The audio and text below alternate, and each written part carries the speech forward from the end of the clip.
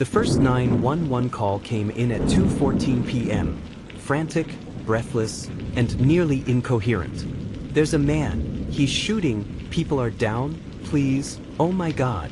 The dispatcher couldn't even get the woman's name before the call dropped. By the time officers arrived 3 minutes later, 13 people were already dead.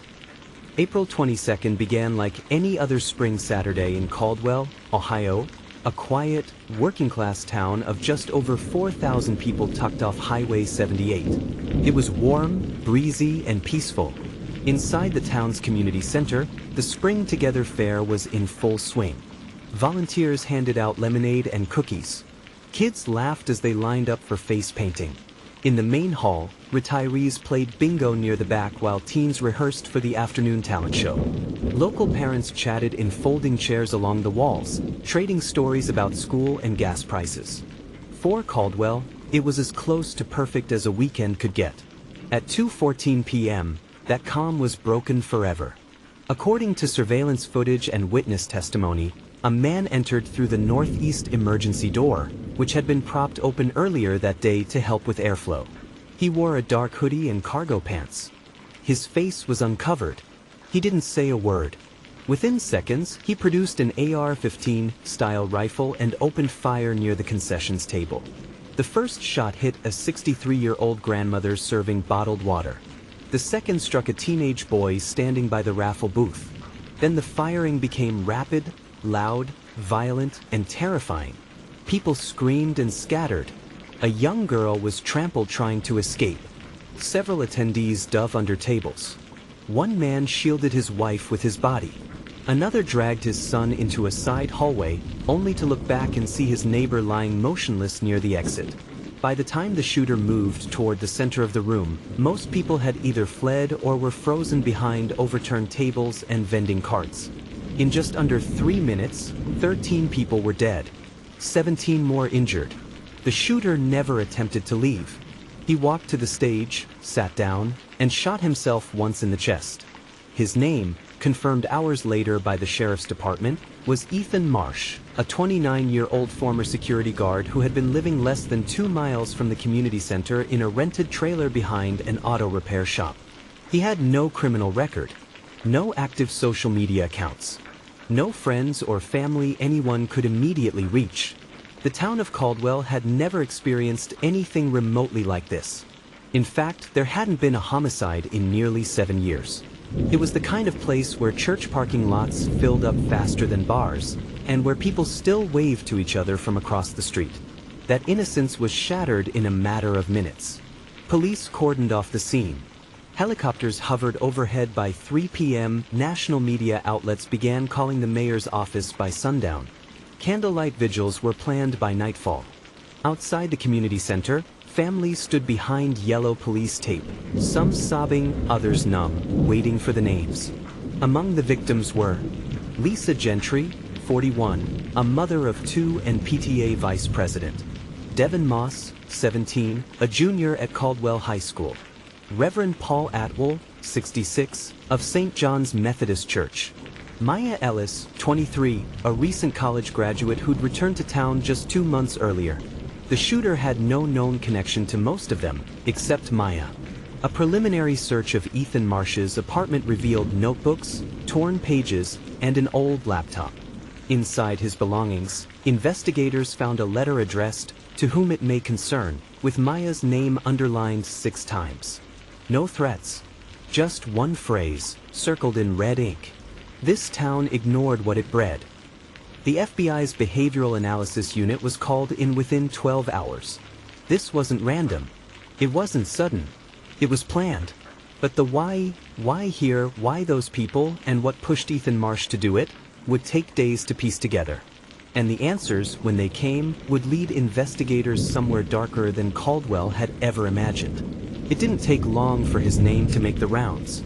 Ethan Marsh, 29, of Caldwell, Ohio.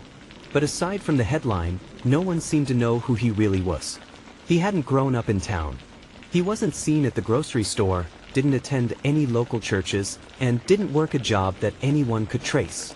Most residents, when shown his photo by reporters or investigators, said the same thing. "I don't recognize him." Never seen him before. Was he passing through? But he wasn't. Ethan had lived in Caldwell for almost 3 years. According to property records, he'd been renting a one-bedroom trailer on the edge of town, behind a rundown auto body shop owned by a man who barely spoke to reporters. He paid his rent in cash. Didn't complain. Didn't socialize. His mail rarely showed up, just the occasional utility bill. The repair shop owner described him as quiet, respectful, but strange, and recalled once finding Ethan outside at 3 a.m. staring at the woods behind the lot. That was the first time the man thought something might be wrong. He never said anything. Investigators began to dig. A lot of the basics were easy enough. Ethan was originally from Akron, about 2 hours north. His parents were both deceased, his mother from cancer when he was 14, his father in a car accident shortly after. He had one younger brother, currently incarcerated in upstate New York on drug-related charges. There were no recent photos of them together.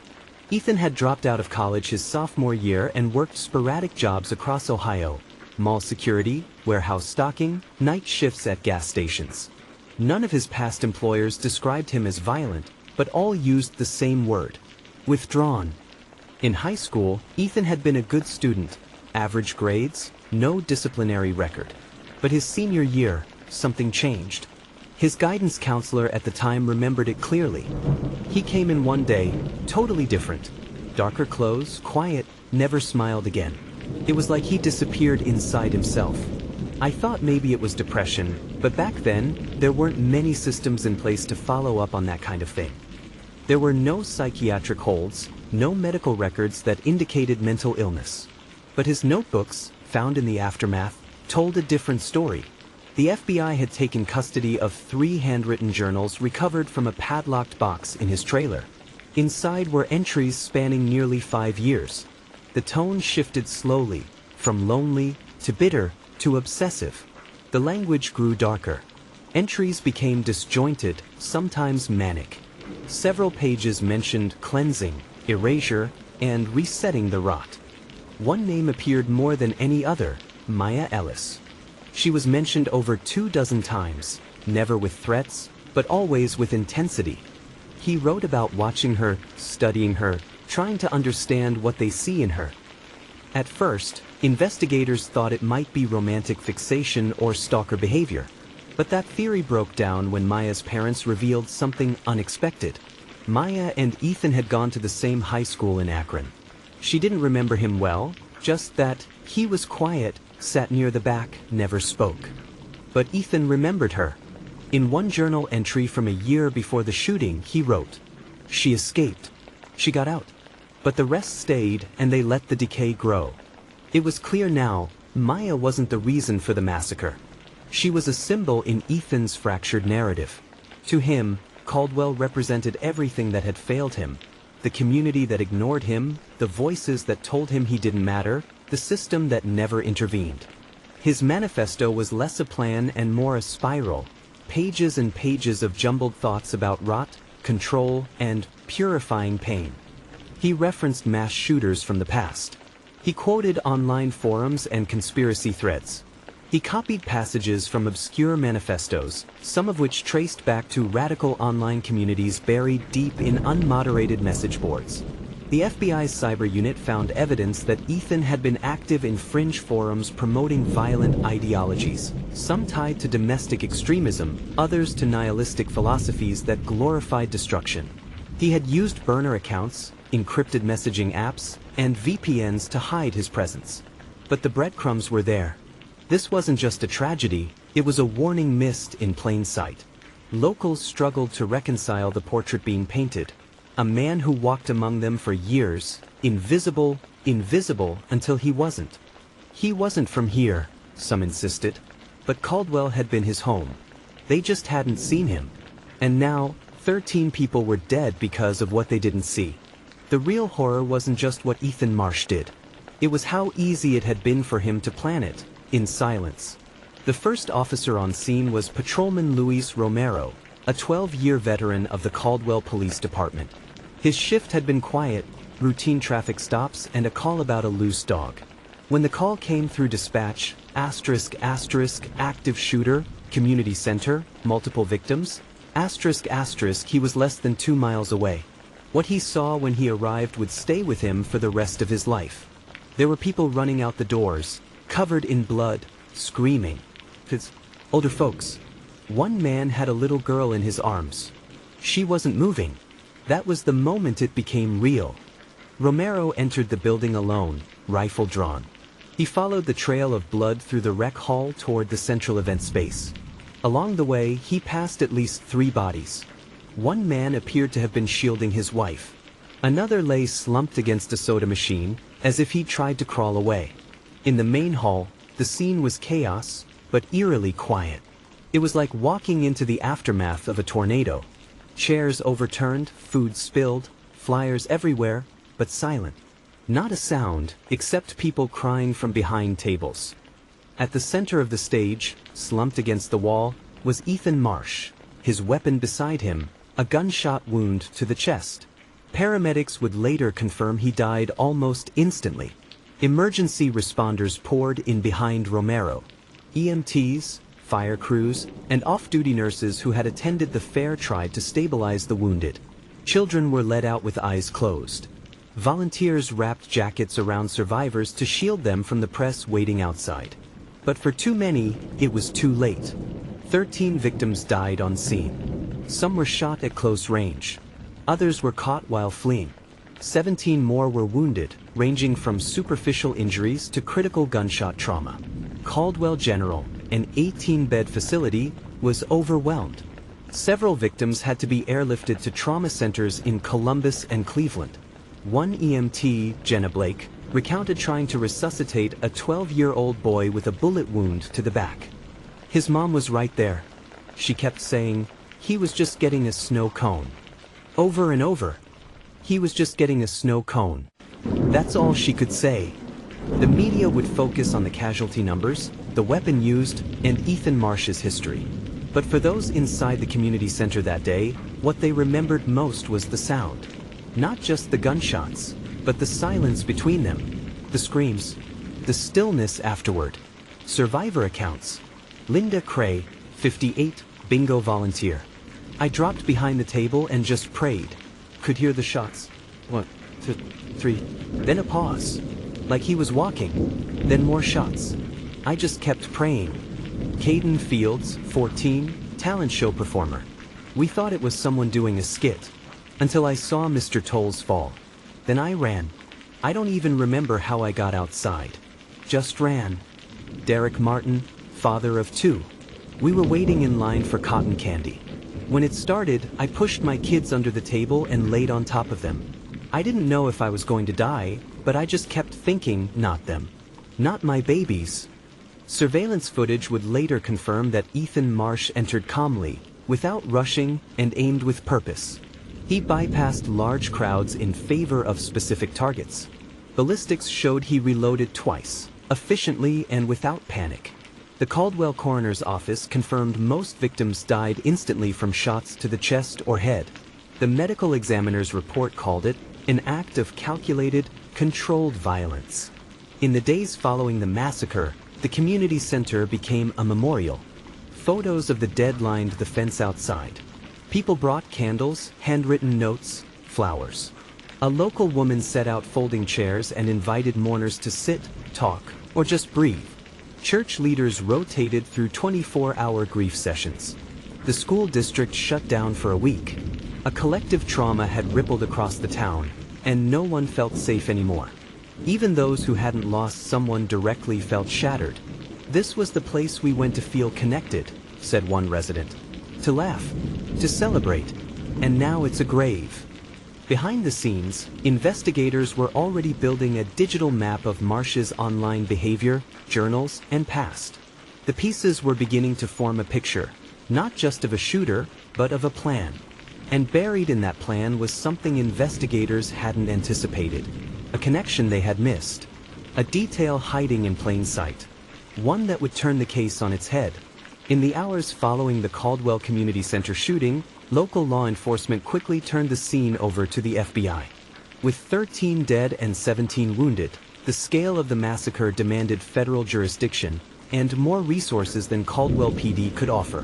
What began as a standard forensic investigation rapidly turned into something darker and far more complicated. FBI Special Agent Travis Ewan, a behavioral analyst assigned to violent crimes, arrived before sunrise the day after the shooting. He'd seen his share of horror, Las Vegas, Buffalo, Sutherland Springs, but something about Caldwell felt different. There was too much structure to this, he later said. Mass shooters are often chaotic. This was controlled, deliberate, planned. Marsh's rental trailer became ground zero for the investigation. It was small, sparse, barely furnished. A mattress on the floor. A broken television. No family photos. No signs of visitors. The refrigerator held only bottled water and pre-packaged frozen meals. But tucked inside a padlocked metal footlocker were 3 journals, an encrypted flash drive, and a burner cell phone. That was where the investigation turned. The journals were dense, nearly 400 pages of handwritten text spanning 5 years. They charted Marsh's mental descent, from early frustration, to paranoia, to full-blown delusion. He wrote obsessively about being invisible, about the rot in the community, and about society's need for a reckoning. But what caught the FBI's attention wasn't just the rage. It was the names. 5 of the 13 victims were mentioned directly by name in the journals. Another 3 were referenced by role: the teacher, the preacher, the liar in the blue house. That eliminated any remaining doubt. This had been a targeted mass killing. Marsh had scouted his victims. Some were from his high school days. Others were more recent, people he believed had humiliated or ignored him. But the obsession with Maya Ellis still stood out. She wasn't just mentioned, she was circled, starred, repeated over and over. One journal entry read, "She escaped what I couldn't. She smiles like the rot never touched her. That's what they always do, smile while the rest of us burn." To the FBI, this signaled a fixation rooted in resentment, not romance. But then came the drive. It took 2 days for FBI tech analysts to decrypt the drive. What they found was deeply disturbing. Maps and floor plans of the community center, downloaded from the city's public website, annotated with routes and blind spots. Photos of victims, taken from social media, local school sites, and church bulletins. A document titled Day of Reckoning, Final Draft. A kind of manifesto, riddled with references to mass shootings, cult rhetoric, and cryptic phrases like reordering the soil and cleansing through fire. But one file stood out. A folder named Nora. Inside were dozens of saved chat transcripts with a username tagged at NoraCode87. Conversations going back nearly 18 months. Most were one-sided, rambling, but some were eerily conversational. The tone shifted from general frustration with society to specific planning. Marsh described wanting to make Caldwell see what he saw. And in multiple places, Nora encouraged it. Do what they fear most. Weakness is an illusion they gave you. They've already buried you. Make them dig you up to remember. The FBI initially assumed it was a fantasy outlet or fictional projection. But a search of metadata from the chat logs revealed IP traces, and to their surprise, Nora was real. She was Nora Whitley, 25, living in Zanesville, Ohio, just 45 minutes away. A warrant was executed. Nora Whitley was arrested at her apartment on April 25th. Inside her computer, agents found graphic writings, violent artwork, and online accounts connected to fringe extremist forums. She had exchanged encrypted messages with multiple users across the dark web, including Marsh. One chat had a file attachment titled Crowd Flow Patterns, which matched the interior layout of Caldwell Community Center. Whitley denied any knowledge of the shooting. She claimed Marsh was just someone online and that the chats were part of a writing project. But the evidence was damning. Her fingerprint was found on a USB drive containing audio logs, Marsh rehearsing the massacre aloud. It wasn't just a mass killing. It was a coordinated ideological act, a pact between 2 damaged people, feeding off each other's rage in the isolation of the internet. And now, one of them was dead. The other would face federal conspiracy to commit murder charges. What began as the work of a lone shooter quickly expanded into something more insidious, a homegrown radicalization built not around religion or politics, but around personal emptiness, digital echo chambers, and shared hatred. The final line in Marsh's manifesto said it all. "I am not the disease. I am the diagnosis. There will be more." Now the FBI had a chilling realization: this wasn't over. And Caldwell, once a forgotten Ohio town, was now the center of a much bigger conversation about how killers find each other in the dark. By the time the sun rose on the fourth day after the massacre, Caldwell, Ohio had become a symbol. CNN was broadcasting live from the church lawn. NBC's Dateline crews had already interviewed 3 survivors. A satellite news van blocked traffic near City Hall. Reporters huddled outside the community center's police perimeter, pressing microphones toward anyone willing, or broken enough, to talk. The story had spread far beyond state lines. 13 dead in targeted massacre. The headlines read, "Shooter had online accomplice." Why Caldwell?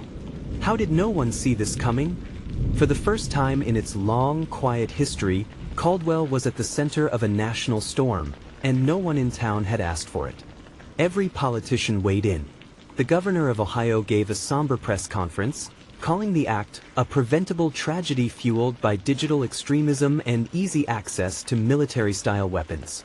The president issued a statement of grief from the White House lawn, vowing federal support and calling on Congress to revisit national gun legislation again. Senators argued on cable news. Activists filled timelines. Hashtags trended for days. Hashtag justice for Caldwell. Hashtag Ethan Marsh. Hashtag stop the next one. But for Caldwell, none of it mattered. Not really. In the heart of town, 13 families were burying loved ones. And they had questions that politics couldn't answer. The first funeral was for Maya Ellis. More than 400 people filled the pews of St. John's Church, including out-of-state mourners who had never met her but felt connected through the coverage. Her parents spoke with poise that barely masked the devastation beneath. Her younger brother collapsed at the casket. She was going to teach kids how to read, her mother said softly. That was her plan. Just to help. Other funerals followed in rapid succession. Some families opted for private services, unable to face the press. One chose cremation and refused to release a statement. Another mother screamed when reporters showed up at the gravesite. Caldwell's residents became divided, those who wanted the story told, and those who wished the world would forget their name altogether. The town's mayor, Deborah Kinney, tried to hold it together in public. "We are more than what happened here. This is a community of good, working people. What happened was evil, but we will not let it define who we are." Privately, she admitted she hadn't slept in 3 nights. National conversation turned predictably political. Gun control advocates pointed to the fact that Ethan Marsh purchased his rifle legally, with no flags in the system, despite a history of mental health red flags and online extremist activity. They demanded universal background checks, red flag laws, and stricter digital surveillance for radical networks. Second Amendment defenders pushed back. They blamed mental illness, inadequate law enforcement monitoring, and a society that isolates young men until they snap. Meanwhile, the Caldwell Police Department was quietly reviewing its own failures. Why hadn't Marsh raised any alerts? Why had no one noticed the manifesto he'd drafted over months? How had Nora Whitley, the suspected online accomplice, slipped through undetected while helping plot the deadliest mass murder in the county's history? It didn't help that leaked audio from the 911 dispatch revealed confusion and delay during the first 3 minutes of the attack. One caller was put on hold. Another had her call dropped. Public trust in local law enforcement, once rock solid, was crumbling. Psychologists, grief counselors, and crisis teams flooded the community. Schools brought in trauma therapists. Clergy held daily prayer services. But the wounds ran deep, and for some, unseen. Children who had been inside the center now refused to sleep alone. Several teens developed symptoms of PTSD. One high school junior who lost her older brother in the attack attempted suicide a week later. Mental health professionals warned the town council. This is not over. The trauma will come in waves, months, even years from now. Meanwhile, whispers spread in online forums that Ethan Marsh wasn't unique, that there were others like him lurking in the same virtual corridors. The FBI confirmed this fear. While investigating Nora Whitley's encrypted chat apps, agents discovered she'd been in touch with at least 2 other individuals who had expressed violent fantasies.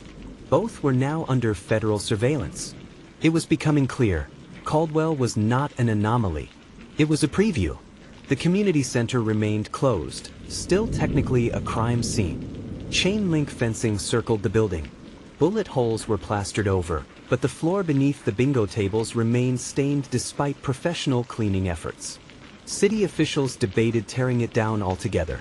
"Too many ghosts," said one councilman. Caldwell High School installed metal detectors. A local gun store reported record sales. People locked their doors at night for the first time in decades. Fear had changed the rhythm of the town. And while the world moved on to the next tragedy, another shooting in another state, Caldwell was still living inside its own headline. As the trial for Nora Whitley approached, the final piece of the story was yet to be revealed, one that had been quietly sealed inside a federal evidence locker. A hard drive labeled Marsh Backup Unit 2. Inside were hours of audio logs, personal files, and something investigators hadn't expected. Recordings Ethan made of his conversations with Nora, and a third voice. Someone still unidentified. Someone who might have helped him that day, from the inside. 2 months had passed since the massacre. Caldwell's flags still flew at half-staff. The makeshift memorial outside the community center had been cleared. Flowers wilted, candles burned to wax puddles, but the grief lingered like fog. Therapy groups were now a fixture at the library. Classrooms opened each day with a moment of silence. Maya Ellis's photo still hung in the front hallway of Caldwell High, right beside a worn-out flyer for the spring talent show that never happened.